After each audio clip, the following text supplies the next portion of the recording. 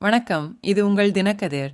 அதிமுகவுடன் கூட்டணி அமைப்பதற்கு சில அரசியல் கட்சிகள் கணிசமான சலுகைகளை கோரி வருவதாக அதிமுக பொருளாளர் திண்டுக்கல் சீனிவாசன் செவ்வாய்க்கிழமை தெரிவித்தார். சோமரசம்பேட்டையில் கட்சி தொண்டர்களுடனான கூட்டத்தில் பேசிய சீனிவாசன், 20 சட்டமன்ற தொகுதிகள் மற்றும் 50 கோடி ரூபாய் முதல் 100 கோடி ரூபாய் வரை கட்சிகள் பணம் கேட்பதாகவும், பேச்சுவார்த்தையை வணிக பரிவர்த்தனைக்கு ஒப்பிடுவதாகவும் கூறினார்.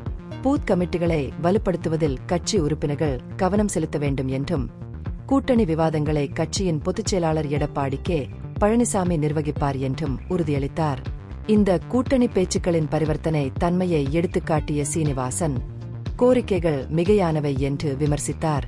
எடப்பாடி கே. பழனிசாமியுடன் அதிமுகவை பொதுமக்கள் பெரிதும் தொடர்புபடுத்திக் கொண்டாலும், கட்சிக்குள் சிலர் இந்த பணப்பேரம் பேசுவதை அரசியலின் தவிர்க்க முடியாத அம்சமாக பார்க்கிறார்கள் என்று அவர் சுட்டிக்காட்டினார். கூட்டணியை கட்டியெழுப்பும் முயற்சிகளை எளிதாக்குவதற்கு மற்ற கட்சிகளின் நிதி எதிர்பார்ப்புகளில் இருந்து நிதானமாக இருக்க வேண்டியதன் அவசியத்தை அவர் வலியுறுத்தினார். அதிமுகவின் மறுஆய்வுக் குழு நடவடிக்கைகளின் ஒரு பகுதியாக முன்னாள் அமைச்சர்கள் சீனிவாசன் மற்றும் கே. தங்கமணி ஆகியோர் திருச்சியில் உள்ளரங்க கூட்டங்களில் கலந்து கொண்டு கட்சி பிரச்சினைகளை தீர்க்கவும், தயார் நிலையை மதிப்பிடவும் செய்தனர்.